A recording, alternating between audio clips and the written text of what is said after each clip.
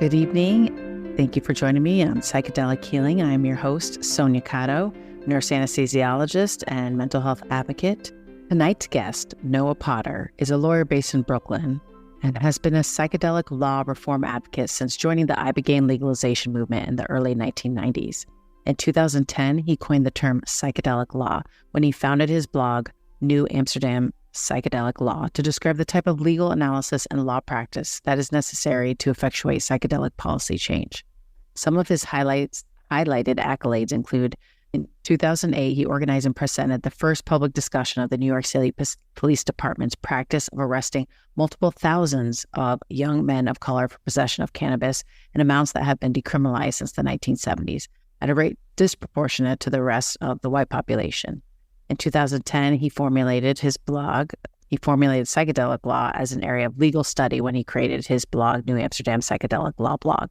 And in 2012, he explained the DA's legal theory of keeping cannabis in Schedule I forever, which we will definitely discuss coming up.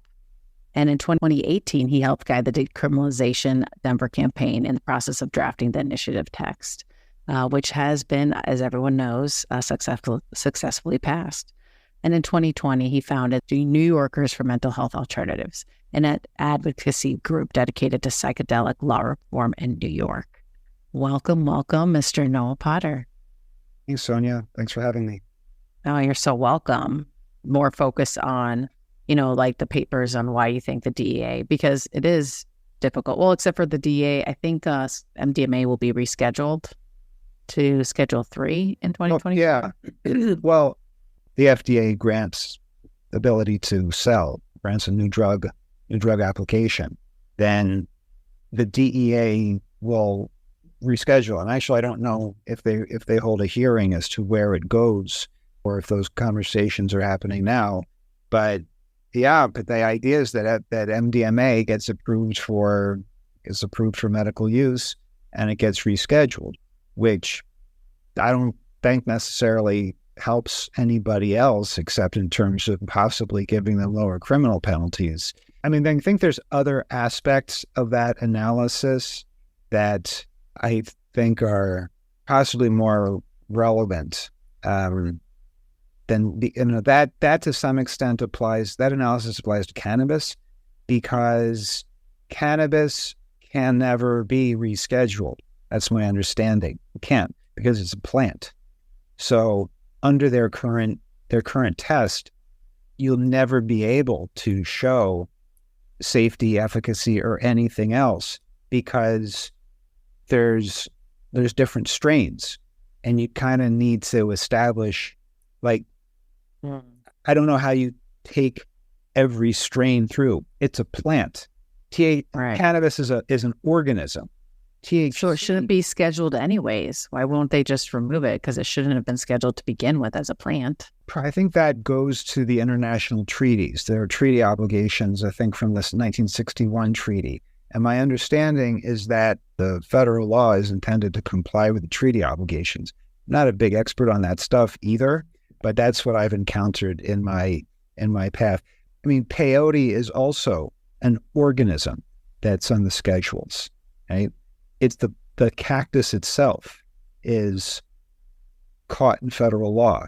I don't think there's anything else like that. The other ones are molecules.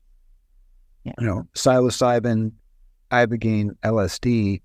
I mean, it's not the Tabernanthe iboga plant that's in Schedule 1. It's ibogaine. So, which to my understanding is just a simple commercial litigator and not an FDA lawyer or anything like that. You could subject LSD to a clinical trial. I don't know if you can do that with cannabis.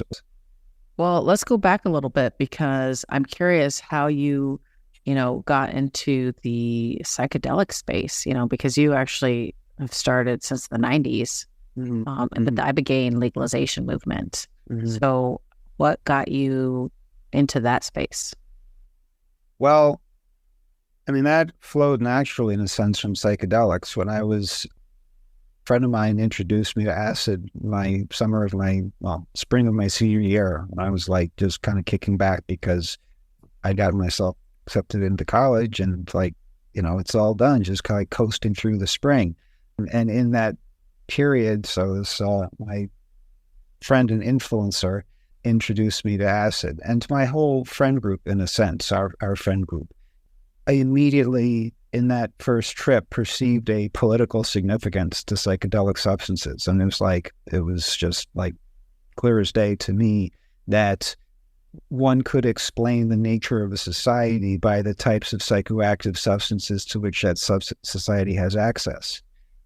I was living in Philadelphia at the time. I had different sets of friend groups. I had a friend group where I went to school, Quaker school up in Northwest Philadelphia, prep school basically. I had a friend group in Southwest Philadelphia, which was, let's just say it was in the early stages of gentrification. It's a neighborhood where there's like 30 different kinds of malt liquor. That's what's available. Tobacco, malt liquor, and other toxic high alcohol content. Maybe, you could score some cannabis, but there were no psychedelics. And I immediately perceived a distinction. You have a society where the substances available are what I would call stupeficants, right? Okay. A stupeficant. I was like, new word. I don't know if that's actually like a word or I made it up. I like that word. I will copy it. I will copy it for sure. All right. We should check. Stupefaction. Stupefaction. So there's the stupefaction and there's the stupeficant, which brings about the stupefaction. So, sorry for the alcohol people out there. I'm a big fan of red wine and bourbon myself, but if your frame of reference for a psychoactive experience is alcohol, for me, that's what it is. It's literally an intoxicant. It's a toxin. You're poisoning yourself. Yeah. And a depressant, really. It is a depressant. It's a formula it's like for unbridled anger, just press play, so to speak, with alcohol. Yeah. I had a strong hunch, if you will, an overwhelming inference that one might see society and societal relations and change. I accept there would be a difference. Now, in retrospect, what kind of differences? So just in like the mental health aspect, or just the city, the health of the city and its population? Right. So, in retrospect now, 30-something years later, well, first of all, we can't even really contemplate what the future is. To quote myself, where we're possibly going with mass access to psychedelics, I think, is a condition of human civilization that's never existed before. I'm not aware of any example.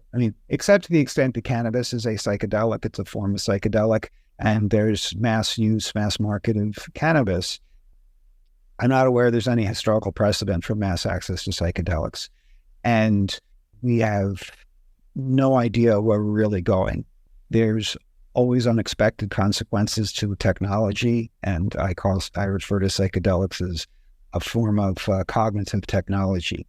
Problematic because to some extent it's ancient, to some extent it's present and future. So defies simple characterization. We can't imagine what that type of society will look like. Depending on how the election of 2024 goes, we still may not see that actually happening, because what happens in psychedelics and the function, everything else that's going on in the world. As I watch how psychedelics have manifested since I got involved in this space, the society may not necessarily be better. It may just be different. I think I would argue that it might be better. I feel like, with your experience, for example, with LSD, and I had interviewed a filmmaker, and even through the Grateful Dead times, that the whole purpose was just the enlightenment and the connection. I think with psychedelics, and I think I experience it personally even with ketamine, because I do own a ketamine infusion clinic, the connection and the openness and the oneness. I feel like just the behavior, if you change the perspective of one person, that one person will then behave differently and be more open to this next person. It's almost kind of like, it just flows out like a ripple. Yeah. You help one and you can help many. Right. No, you're right. And I'm being way too negative, actually.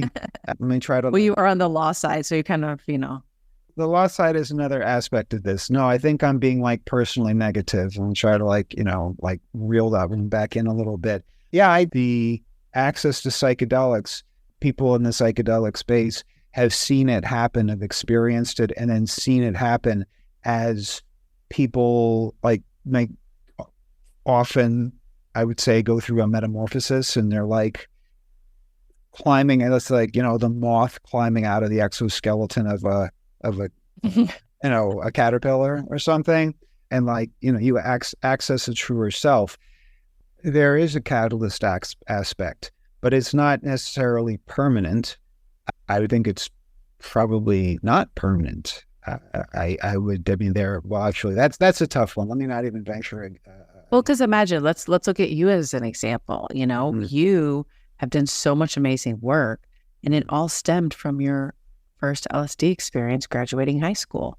Imagine like your passion going into, the Ibogaine movement and just defending all that and helping in Denver, getting the language, for their bill that passed, that kind of work. It all stemmed from that one experience.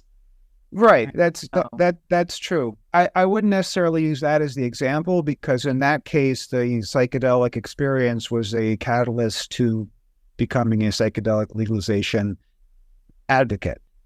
A more famous case might be the report in the media that the founder of Extinction Rebellion founded it in the course of a psychedelic experience. I mean, I've come across that in the media. Is it true? I don't know. I'm not sure that anything is true. I even heard that about Steve Jobs too.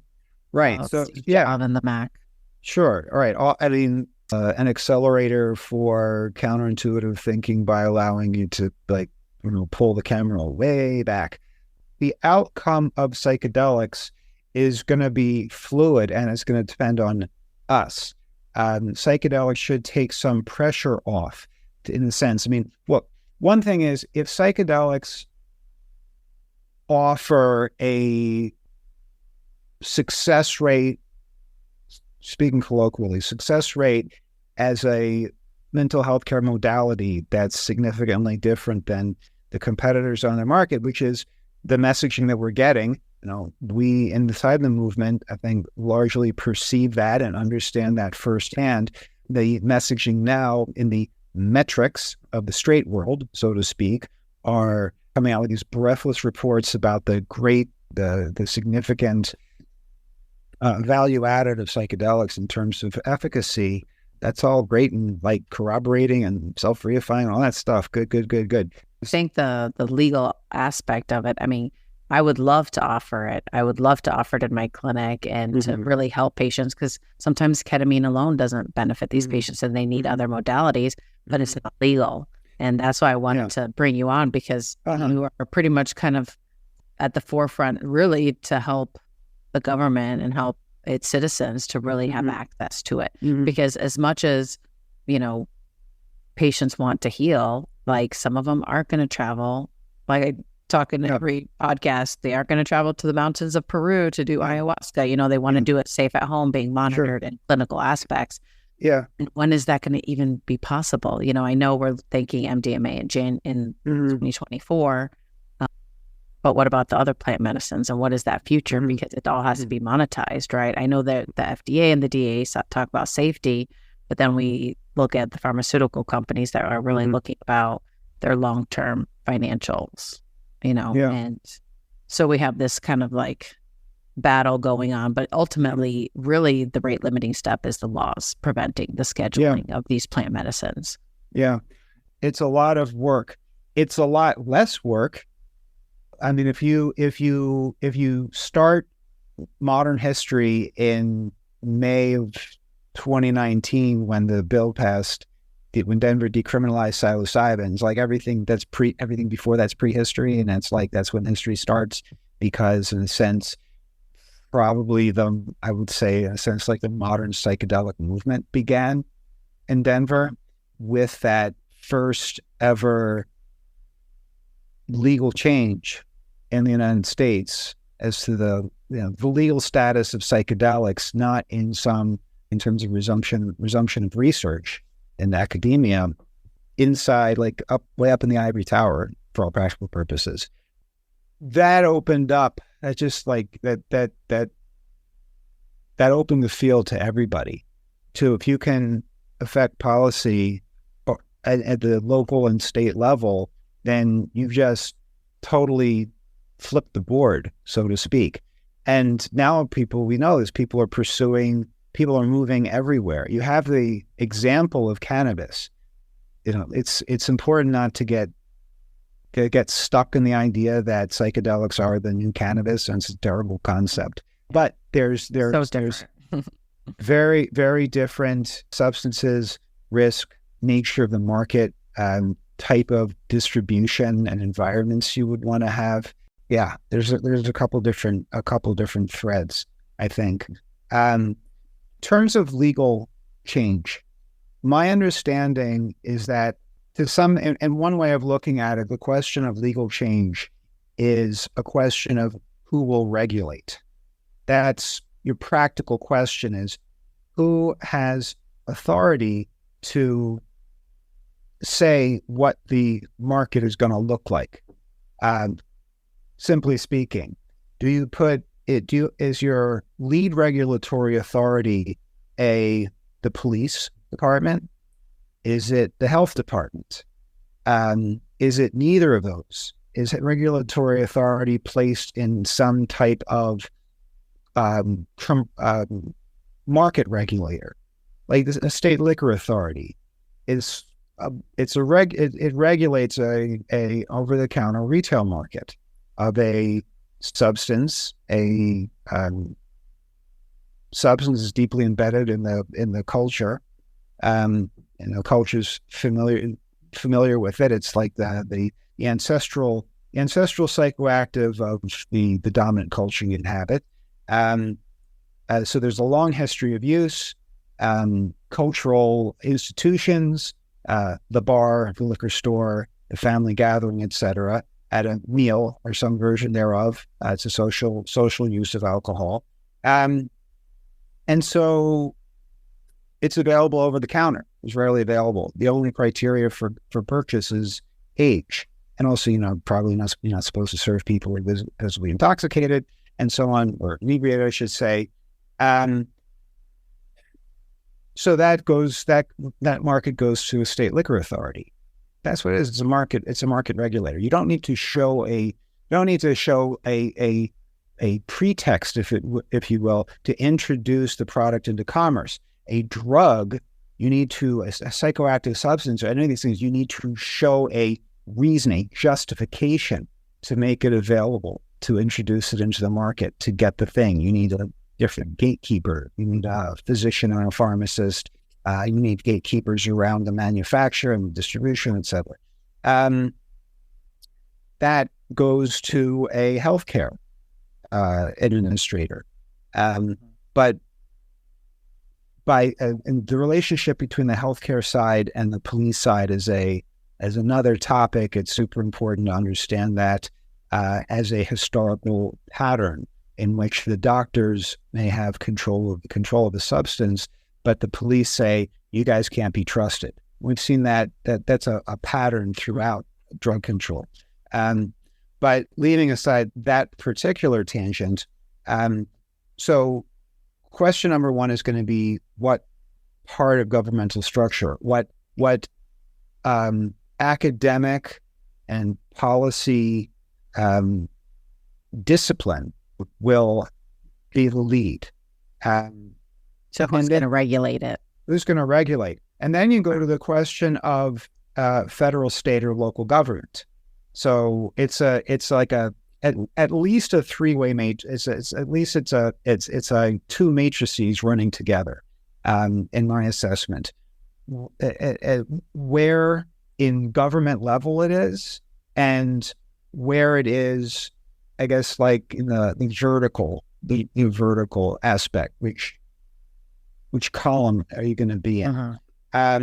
so many different variables. There's a lot of different variables. And one of the other pieces of this, so that is the degree to which what mass consumption looks like. Because I know in the Netherlands, I interviewed somebody that the truffle aspect, as long as it has emerged from the ground, it is illegal. It is legal that you can just buy over the counter. So I actually never got into the law aspect of that. You can just go to any store and just buy it, kind of like you would cigarettes. Oh, it's over the counter. It's an over the counter product. I would really dearly love to speak with someone from the Netherlands who's familiar with that market. So maybe offline you'll help me with an introduction, because I have some things to discuss with such people.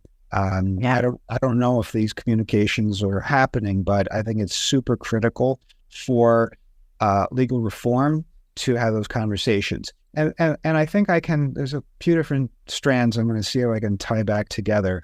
The first one is in the question, as the way I'm presenting the idea of creating the structure. The next piece of it, I think, is looking at how the market operates in its natural state, not coming to regulation the way the government seems to like to do, which is to say, we are now aware of this thing called cannabis, or this cannabis they knew, but they didn't know the medical. They didn't limited prescription cannabis. But so with LSD, with ibogaine, with psilocybin, say, behold, we have discovered psilocybin. The importance of the medical model and the medical market, I think, is situational when it comes to older people, like people in their 60s, 70s, 80s, et cetera, who are dealing with depression, anxiety, and so on.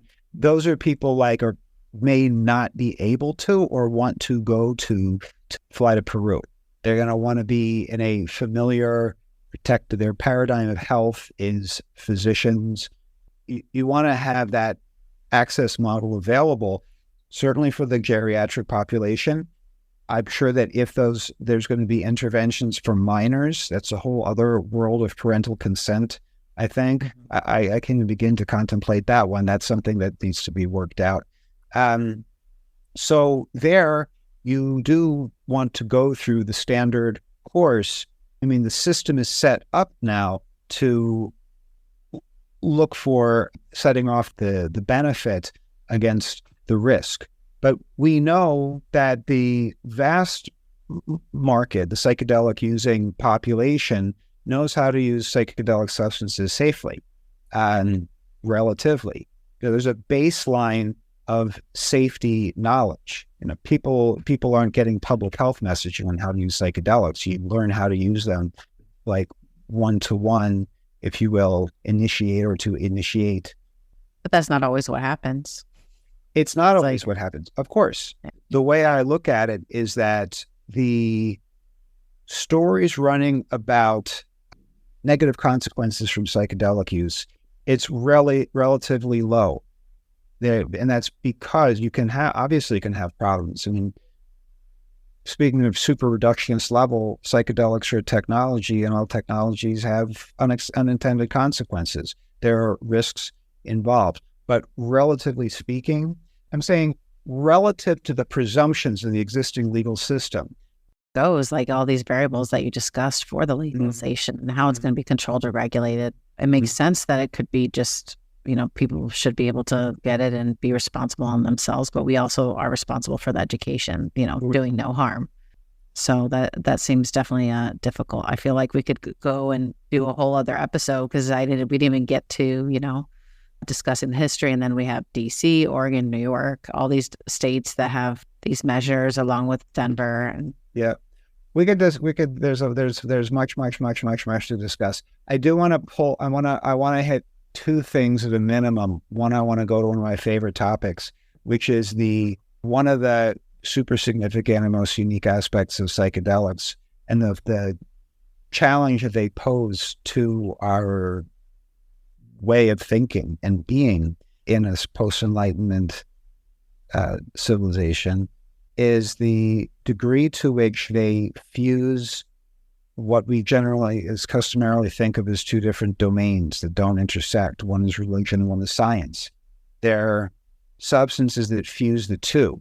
You have, and I mean, I wrote about this in my piece from 2018, Psychedelic Markets, the Future, that there are two different legal tracks that govern psychedelics, which is fairly common in the drug world. And this is one of the things I studied as a political science student, is the way that everybody wants a piece of the drug control budget. Everybody's got a little bit of it. Department of Defense gets some money for drugs. The police get some money for drugs. The customs people get some money for drugs. The doctors get money for drugs. All that's everybody's gets a little bit of that drug control little piece. Well, everybody gets a little piece. Some people get bigger pieces. Some people get somewhat lesser pieces. This was my utter fascination as an undergraduate political science student when I started to get to know the world a little bit. But there's another parallel aspect, perhaps, is that there's two completely different legal systems that govern psychedelics. Mm-hmm. There's the law of religion, and there's the law of medicine. Law of medicine is different. In law of religion is constitutional. Has a constitutional basis. The law of science is different, at least in the United States at the federal level. It's based on the Commerce Clause, this little funny little part of the Constitution that's basically gives the basis for a big part of federal power. So different bases, different starting points, and literally different treatment. Something I described in that piece that I wrote. You have different safety standards applied to the same substance, depending on whether the proposed use is medical or sacramental. It's kind of weird. And to take that further, it's this kind of like unique, idiosyncratic, and it's not even the right word. I want sui generis, but let's just go with unique. World health product in which efficacy of a drug on the medical side is keyed to mystical, intangible, and effable experiences. So the idea that the efficacy of a medicine depends on the degree of spiritual transcendental effect, that's kind of weird. That's like, right. That's like, it's like those two things, how are they fused? How does that work? I think that's part of the challenge for the legal system. There are other challenges as well. The other piece I wanted to throw in just as an idea is another one of my own personal fascinations. And one of my assumptions, I mean, I assume that to some significant extent, the future of the species is going to be in urban areas. And I assume, and so love to spend more quality time in this concept. I assume that for practical purposes, we're going to need to look at metropolitan areas as units, like the people who literally live next to you and whose conduct influences your environment. And there's a contrary pattern in which people who live right next to each other maybe don't have anything, they don't have as much in common as people who live far away from them. It's a phenomenon of populations, diverse populations that are all interspersed. So you don't have necessarily culturally contiguous blocks of people in one space. But I'm thinking that maybe where we go, in a sense, to something back like a city-state model of population centers. So I'm particularly interested in local control over psychoactive substances and psychedelic substances. Part of the chat too. That would be nice, right? You people, because everybody's fantasy. And this is not limited to one part of the population, that you're free. What you get to do is not subject to the predilections, whims, and dictates of somebody whose constituency lives like 500 miles from you. And Exactly. you're subject to their completely different cultural values and norms. So, I mean, there is a danger, I think, if you start to get into a space where there are actually literally different mental health standards in different parts of a societal construct. I can see that boding badly. I can see that as a formula for kind of like societal disintegration to some extent. On the other hand, it may be that we've got enough societal disintegration going on that including psychedelics won't make things noticeably worse, or to the contrary, they may possibly help in some way to offset that disintegration. Even for me in Fort Lauderdale, even North Florida in the same state is totally, completely different. So I definitely believe in the state and local governments really deciding what they want for their population, because it is so different in different areas of the world, or even in the U.S., right? And so giving us the ability to control that. I love what you said about the law of religion and medicine, and how psychedelics is one of the few that gets to kind of intersect, or we do even have in Florida, we do have some religions that are able to practice with psychedelics because that is within their religious practice. So hopefully in the future we'll have that capability, where we get to decide, in the clinical aspect, be able to decide as well for our patients. And then at home, if you decide that that's something that you want, that you have the education and you have the resources to learn what's going to be best for you to care for yourself at home. And that's what we need for mental health. You even in 2020 co-founded the New Yorkers for Mental Health Alternatives, which is amazing because we are in a crisis. And I hope that you continue doing all this work and educating everyone with the New Amsterdam Psychedelic Law blog. Lots of education, and just keep updating it, and just let us know and keep us up to date on everything that's happening. Thank you so much for coming. It was a pleasure. It was definitely a pleasure. And I look forward to seeing all the new things that are up in your area of expertise, and hopefully getting the local and state. I mean, you're in New York, so you can't really help down here, but hopefully one day in Florida. We're probably going to be one of the last states, but... Well, what I think, my sense is that the conversation is probably not so much New York to Florida as it is New York to Miami, and exactly Albany to Tallahassee. And I think I don't know, we're like wrapping up, but I'll try to wrap up too. But I think that we might want to look at city to city communication, and just in a sense like a grassroots approach, but trying to link metropolitan areas. That's been my theory, and kind of like theory, speculation, some maybe fantasy for a long time, is to have the metropolitan areas communicate with each other, and having the corresponding elements of the respective governments talking to each other. I'd love to do something in New York, the report that came out of Denver in 2021, and things like that. So don't worry, it's not a New York to Florida. It's a New York City to Fort Lauderdale, or it's a Denver to Fort Lauderdale, or something like that. That's my guess. Yeah, well, I look forward to that day. Definitely. I will definitely take part. All right. Very good. Thank you so much, Mr. Noah Potter. It was an honor. And everyone, thank you for joining us for this week's dose of psychedelic healing. Have a beautiful night.